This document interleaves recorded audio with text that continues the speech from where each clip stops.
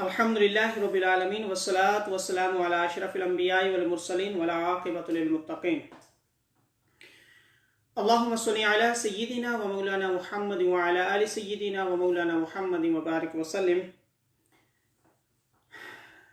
All praise be to Allah subhanahu wa ta'ala. All salutations and greetings upon Prophet Muhammad, peace be upon him, and his noble family members and his companions. And after that, my dear brothers and sisters in Islam, Assalamu alaikum wa rahmatullahi wa barakatuh. Today we have juz number 24, and its name is Faman Azlamu. Faman Azlamu mean, so he is the more unjust than. Faman Azlamu, this is the same surah Az-Zumr, and the meaning is Zumr is crowd. तो ये 24 number पारा जिसमें same सूरह ज़ुम्र चल रही है और इसका नाम है फमन अज़लमु। तो यहाँ पर जो इसकी पहली 2-3 आयात हैं, इसके अंदर एक ख़ास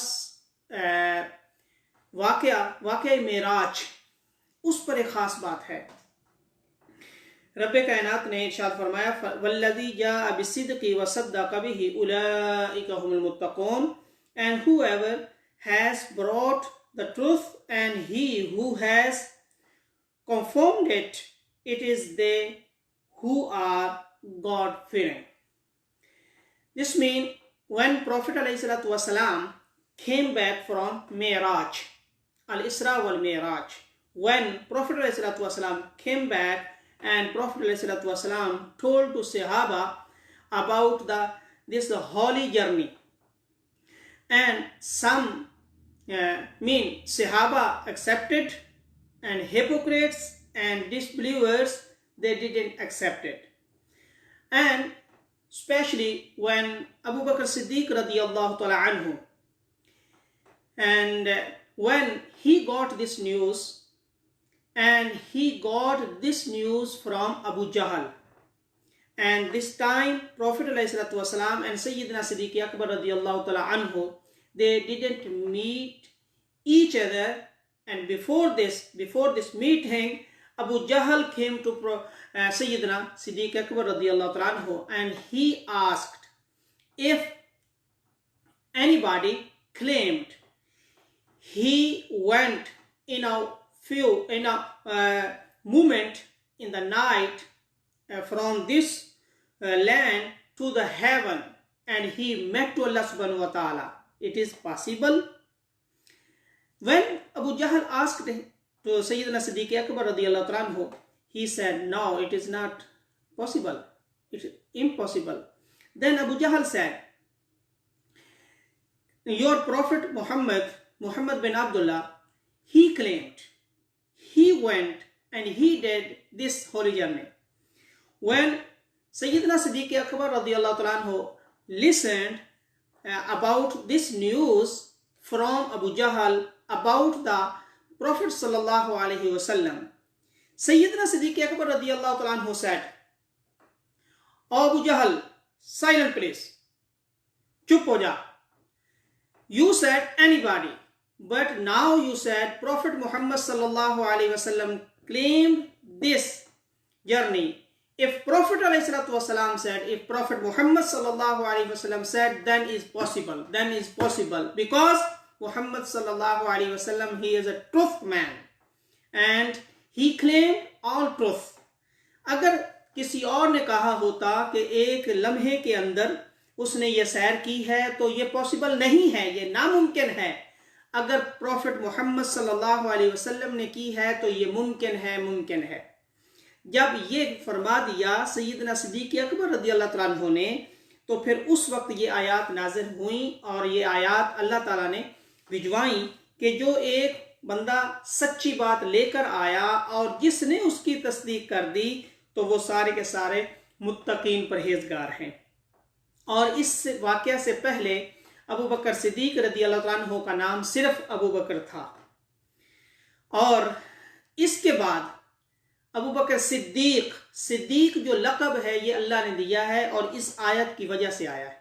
इस आयत में वसद्दक़ बिही, तो इस आयत में अबू बकर सिद्दीक रदी अल्लाह तआला अन्हु का जो स्पेशल लक़ब है वो सिद्दीक इस आयत में आया है, और वो अबू बकर सिद्दीक रदी अल्लाह तआला अन्हु को अल्लाह ने दिया है, किसी और ने आपको सिद्दीक नहीं बनाया, खुद अल्लाह ने सिद्दीक आपको बनाया है। और ख़ास तौर पर इसमें जो टॉपिक्स और मज़ामीन हैं, the specially the topic in the second ruku of this juz and the verse number 42 of Surah Az-Zumar, Allah yatawaffal anfusa hina mawtiha wallati lam tamut fi manamiha। Allahu akbar, Allahu akbar। अल्लाह सुब्हानहु व तआला हर रोज तुम्हें मौत देता है, जब तुम सोते हो ऐसे ही है कि तुम्हें मौत आ जाती है, and he takes away your souls from your body every night when you sleep। فَيُمْسِكُ الَّذِي قَضَى عَلَيْهَا الْمَوْتِ, but he gives back to you your soul, वो तुम्हें वापस तुम्हारी रूह लौटा देता है जिसका फैसला होता है कि अभी इसको ज़िंदगी मिलनी है, और जिसकी ज़िंदगी का खात्मा हो जाता है उसका वो सोल, उसकी रूह वापस नहीं लौटाई जाती। तो हम हर रोज़, हम हर रात मरते हैं, और फिर अल्लाह के फैसले के साथ हमें दोबारा अगले दिन उठा दिया जाता है, और जिनकी ज़िंदगी ख़त्म हो जाती है उसको पक्का ही सुला दिया जाता है। ये कुरान कह रहा है, वर्स नंबर 42 ऑफ सूरह ज़ुमर। फिर इसके अगले रुकू में एक बड़ी खूबसूरत बात, कुल या इबादी अल्लज़ीना असरफ़ू अला अनफुसिहिम ला तक़नतू मिन रहमतिल्लाह, वर्स नंबर 53 ऑफ सूरह ज़ुमर। अल्लाह सुब्हानहु व तआला said, say, O servants of mine who have wronged their souls, don't lose hope of Allah's mercy। अल्लाहु अकबर, अल्लाहु अकबर। अल्लाह की रहमत से कभी जो है नाउमीद ना हो। अल्लाह, नाउमीदी दीन के अंदर नहीं है, नाउमीदी हमारे इस्लाम के अंदर नहीं है।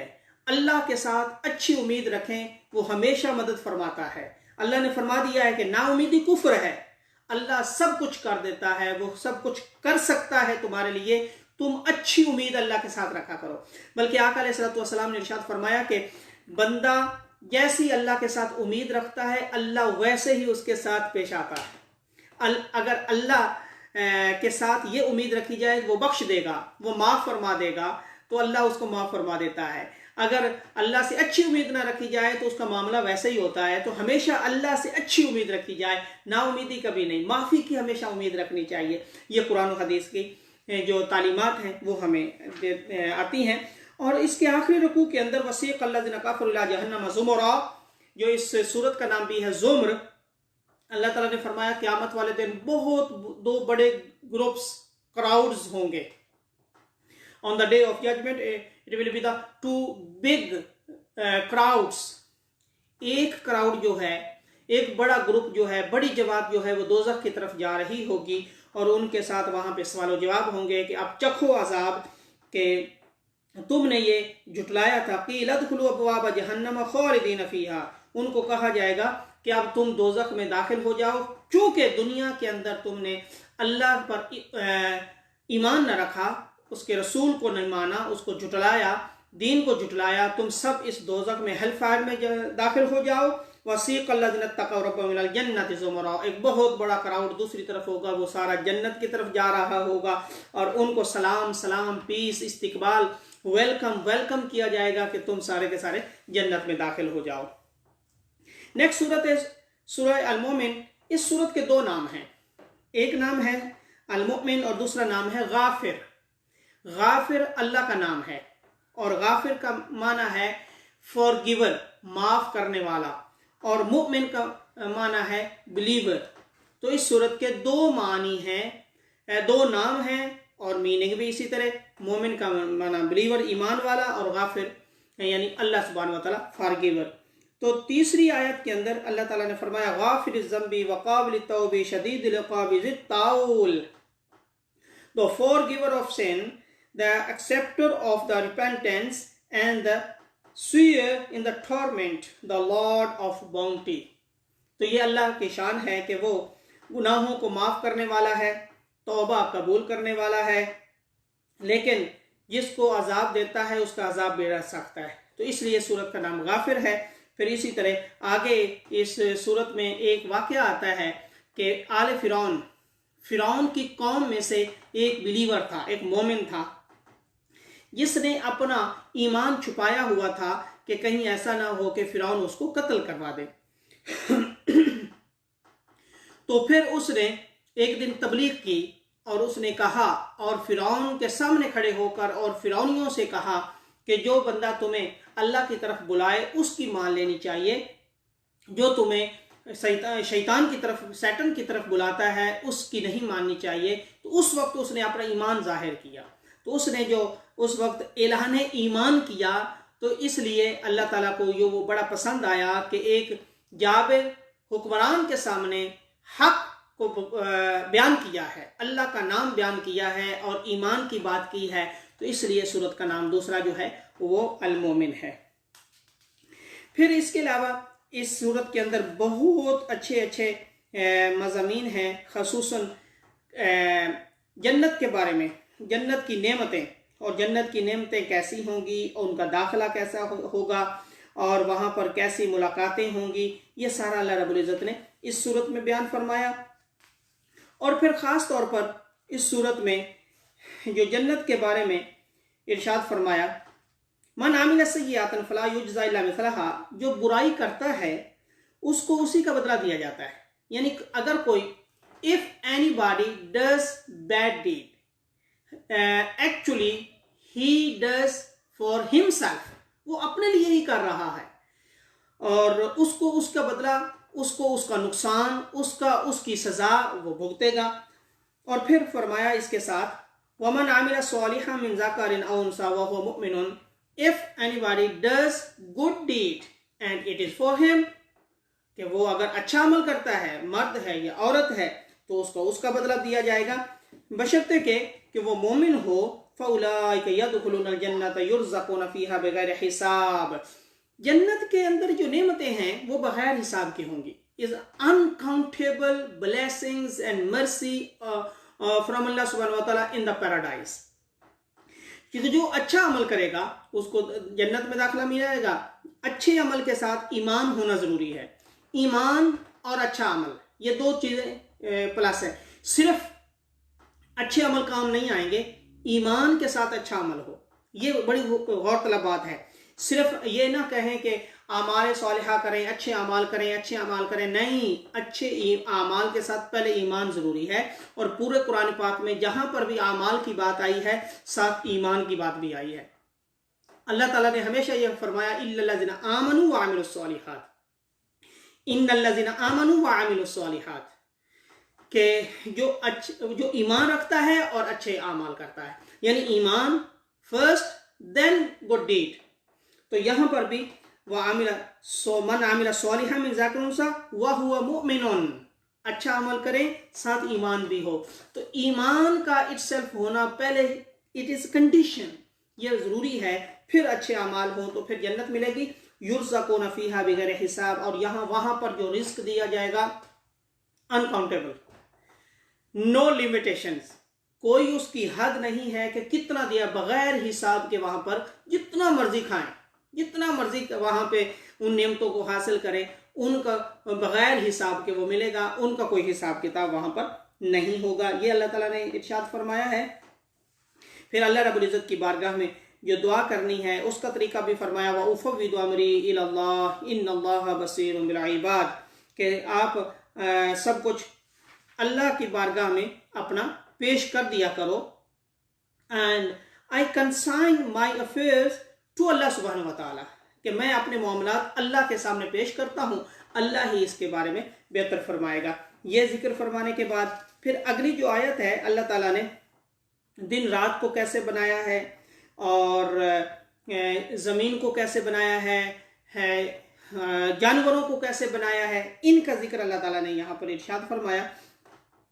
अच्छा, यहाँ पर एक और ख़ास बात जो मैं अर्ज़ करता चलूँ, वर्स नंबर 60 ऑफ सूरह मोमिन गाफिर, वक़ाल रब्बुकुम उदऊनी अस्तजिब लकुम, और तुम्हारे रब ने यह फरमाया है कि हमेशा दुआ किया करो। इट सेल्फ, जो दुआ करना है यह भी एक इबादत है, यानी नमाज पढ़ना इबादत है, हज ज़कात वो सारी इबादत हैं। सिर्फ दुआ ही करना, अल्लाह की बारगाह में दुआ करना, यह भी इबादत में लिखा जाता है। यानी इट सेल्फ, सिर्फ दुआ जब की जाए तो वो वक्त भी सारा का सारा इबादत में लिखा जाता है कि ये बंदा दुआ कर रहा है, ये इस वक्त इबादत में है। और फरमाया कि इन्नल्लज़ीना यस्तकबिरूना अन इबादती सयदखुलूना जहन्नम दाखिरीन। और जो बंदा दुआ नहीं करता, तकब्बुर जरूर करता है, दुआ से दूर रहता है, दुआ नहीं करता, वो भी दोज़ख में जाएगा। यानी दुआ करना अल्लाह को ये भी बड़ा पसंद है, उससे मांगना ये अल्लाह को बड़ा पसंद है। इसलिए दुआ हमेशा अल्लाह की बारगाह में करनी चाहिए और वो माफ़ी देने वाला है। यानी कि ये नहीं बिल्कुल छोड़ दें कि खुद ही अल्लाह फरमाएगा और खुद ही अता करेगा, नहीं, दुआ मांगना जो है ये अल्लाह को बड़ा पसंद है। जो कुछ भी हम उससे मांगें वो अता फरमाता है। फिर इस सूरत के और भी बहुत प्यारे प्यारे मज़ामीन हैं, स्पेशली इसमें जो आखिर में फरमाया है, फलम्मा रअू बअसना क़ालू आमन्ना बिल्लाहि वहदहु व कफ़रना बिमा कुन्ना बिही मुशरिकीन। ये ईमान के साथ ये ज़रूरी है कि मुशरिक न बन, अल्लाह के साथ किसी को शरीक नहीं ठहराना। अल्लाह वहदहु ला शरीक है, उसके बराबर का कोई नहीं है, उसके सिवा किसी को सजदा जायज़ नहीं है। अगर कोई किसी वली के दरबार पर जाकर सजदा करता है, गलत करता है। ये अल्लाह और उसके रसूल की तालीमात, कुरान की तालीमात नहीं है। सिर्फ सजदा अल्लाह ताला को है, सजदा सिर्फ अल्लाह ताला को है, किसी और को नहीं। हाँ, वली के मज़ार पर जाना जायज़ है फातिहा के लिए, दुआ करने के लिए वहाँ पे जाना चाहिए, ना कि सजदे के लिए। ये जो गलत फहमी है हमारे अंदर, हमारे मुसलमानों के अंदर, ये इसको दुरुस्त करना ज़रूरी है। कुरान की तालीमात ये हैं कि फातिहा के लिए जाएं और दुआ के लिए जाएं। जो सजदा है वो सिर्फ और सिर्फ अल्लाह की बारगाह में है और उसी की बारगाह में करना चाहिए। नेक्स्ट सूरत और लास्ट सूरा ऑफ दिस सिपारा, दिस जोज 24 is a name is Surah Fussilat. Basically it has two names too. First name is Fussilat, the other name is Hamim Sajda. Fussilat mean is explained, तफसील से लफ्ज़ ये बना है कि ये एक्सप्लेनेशन है, कुरान सब चीज़ की एक्सप्लेनेशन देता है। और दूसरा मीन हामिम सजदा मीन प्रोस्ट्रेशन, सजदा। तो इस सूरत के अंदर तीसरी वर्ष के अंदर अल्लाह ताला ने फरमाया किताबुन फुस्सिलत आयातु कुरआनन अरबिय्यन लिकौमिन यअलमून। ये जो कुरान है, a book whose signs are expounded in detail, the Quran in the Arabic language for a people who possess knowledge and wisdom. Quran को अरबी ज़ुबान में नाज़िल किया गया क्योंकि नबी अलैहिस्सलातु वस्सलाम की ज़ुबान अरबी थी और जहाँ पर आका अलैहिस्सलातु वस्सलाम मौजूद थे वहाँ की ज़ुबान भी, लोकल ज़ुबान जो थी वो अरबी थी, लोकल लैंग्वेज। इसलिए अरबी ज़ुबान के अंदर नाज़िल किया गया और इसको अच्छी तरह सारी चीज़ें को एक्सप्लेन करके इस कुरान के अंदर रखा गया है। फिर इसके अलावा वर्स नंबर 5 ऑफ सूरह फुस्सिलत वक़ालू एंड 6 कुल इन्नमा अना बशरुम मिस्लुकुम। ए महबूब अलैहिस्सलातु वस्सलाम, इन लोगों को बता दीजिए कि मैं भी बशर होने में तुम्हारे जैसा हूँ, मुझ पर वही आती है। अब ये जो तुम्हारे जैसा हूँ इसके पीछे एक बहुत बड़ी लॉजिक है। उसकी लॉजिक ये है कि आका अलैहिस्सलातु वस्सलाम से पहले जो अंबिया के साथ होता रहा, यहूदियों ने क्या किया कि अंबिया को कत्ल किया और शहीद किया। यानी यहूदियों ने जो अंबिया का मकाम था वो उनको नहीं दिया, बल्कि उनको शहीद और कत्ल करते रहे। ईसाई जो थे, जो अंबिया का मकाम था वो उससे ज़्यादा मकाम दे दिया। यानी यहाँ तक कि कुरान कहता है कि ईसाइयों ने ईसा अलैहिस्सलाम को अल्लाह का बेटा कहना शुरू कर दिया। और इसी तरह यहूदियों में भी एक ग्रुप ऐसा था, हज़रत उज़ैर अलैहिस्सलाम को, प्रॉफिट उज़ैर, उनको अल्लाह का बेटा कहना शुरू कर दिया। यानी उन्होंने क्या किया, कभी ऐसा हुआ कि नबी का मकाम जो है वो नहीं दिया, उनको शहीद कर दिया। कभी ऐसा हुआ कि नबी का मकाम उनको और बढ़ा दिया, यानी अल्लाह के साथ मिला दिया। तो दोनों अफरात व तफरीत, ये दोनों गलत हैं। मियाना रवी है इस्लाम के अंदर, दीन के अंदर मियाना रवी है। तो आका अलैहिस्सलातु वस्सलाम से जो मोहब्बत थी सहाबा की, अब अल्लाह ताला ने यहाँ पर इरशाद फरमाया है कि इन लोगों को बता दीजिए, सहाबा को आप बता दीजिए कि मैं बशर होने में तुम्हारे जैसा हूँ। मतलब ये कि मैं भी अल्लाह का बंदा हूँ, मैं अल्लाह का बेटा नहीं हूँ, मैं अल्लाह का बंदा हूँ। खबरदार मुझे सजदा नहीं करना, खबरदार मुझे अल्लाह का बेटा नहीं कहना। तो ये मतलब है इसका कि मैं तुम्हारे जैसा हूँ। अब ये तुम्हारे जैसे से मुराद ये नहीं है कि मैं बाकी जो मकाम और रुतबा है वो भी तुम्हारे जैसा होगा, नहीं, मैं नबी हूं, यूहा इलैया, मुझ पर वही आती है जो तुम पर नहीं आती। देखने में, मखलूक होने में मैं तुम्हारे जैसा हूं, जाहिरी बशर होने में मैं तुम्हारे जैसा हूं, लेकिन जो अल्लाह वही मुझ पर भेजता है वहां पर फर्क आ जाता है। जो अल्लाह ने मुझे नबी बनाया है वहां पर फर्क आ जाता है। तो मुझे अल्लाह का बेटा नहीं कहना, मुझे अल्लाह का रिश्तेदार नहीं कहना, मुझे खुदा नहीं कहना, मुझे सजदा नहीं करना। मैं तो इस लिहाज से मखलूक हूँ लेकिन अल्लाह का नबी और रसूल हूँ। तो ये भी इस सूरत की वर्स नंबर 6 में अल्लाह ताला ने ये इरशाद फरमाया। फिर इसके बाद फिर अल्लाह ताला ने मुख्तलिफ तख्लीक़ात का जिक्र फरमाते हुए कुरान के नुज़ूल का एक बहुत बड़ा जिक्र फरमाया कि कुफ़ार क्या कहा करते थे। वक़ाल अल्लज़ीना कफ़रू ला तस्मऊ लिहाज़िल कुरान, कुफ़ार ये कहते थे खबरदार कुरान नहीं सुनना। ये जो इनके नबी पढ़ते हैं ना मोहम्मद बिन अब्दुल्ला, कुरान नहीं सुनना वरना तुम पर असर हो जाएगा। तो ये उन्होंने आपस में ये फेमस और मशहूर कर दिया था कि जो कुरान सुन लेगा तो वो मुसलमान हो जाएगा, लिहाजा कुरान नहीं सुनना, ये उन्होंने आपस के अंदर ये फैसले किए हुए थे और लोगों को कहा करते थे। और जब कुरान की तिलावत हो तो शोर मचाना, नॉइज़ और शोर मचाया करो। वो लोग कहते थे वक़ाल अल्लज़ीना ला तस्मऊ लिहाज़िल कुरान वलग़ौ फ़ीही, कि जब कुरान पढ़ा जा रहा हो ना तो शोर मचाया करें। इसी की वजह थी कि दरमियान वाली 2 नमाजें ज़ुहर और असर, क्योंकि इन वक्तों में वो लोग बाहर होते थे और कुरान की आवाज़ सुनते थे तो क्लैपिंग करते थे साथ। तो अल्लाह ताला ने हुक्म फरमाया कि ज़ुहर और असर की नमाज ये खफ़ी आहिस्ता आवाज़ में पढ़ा करें ताकि उनको पता ना चले, और बाकी जो 3 नमाजें वो जहरी हैं। तो इससे ये पता चलता है कुरान, उधर से कुरान की आवाज़ आ रही है और इधर से शोर करना ये कुफ़ार का काम है, ईमान वालों का काम नहीं है। कुरान को गौर से सुनना चाहिए। और फिर इसके अलावा अल्लाह ताला ने यहाँ पर कुछ अहकामात फरमाए हैं। वला तस्तविल हसन वला सय्यि इदफ़ा बिल्लती ही अहसन, कि जब तुम्हारे साथ कोई बुराई करे तो उसका जो बदला है तुम अच्छाई के साथ दिया करो। If somebody does bad deed for you but you have to do good thing for him, यानी ईंट